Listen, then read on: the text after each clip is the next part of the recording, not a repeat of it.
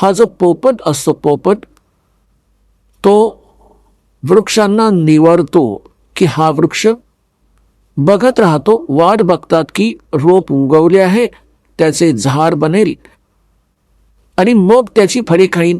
तर त्या जे काही संबलचे झाड जेव्हा उगवते, खूप सुंदर पाने असतात, छान हिरवेगार असते आणि मोठे होते तेव्हा इतकी मस्त फळे लागतात, इतके रसदार, आणि असे वाटते की जसा खूपच स्वादिष्ट पदार्थ असेल, परंतु त्यामध्ये असतो कापूस.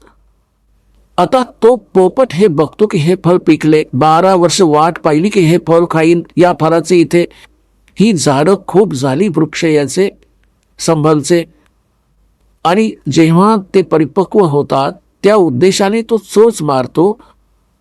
त्यात तो पदार्थ नसून कापूस त्याच्या तोंडात अडकतो. त्याला जीव वाचवणं मुश्किल होतं पोपटाला.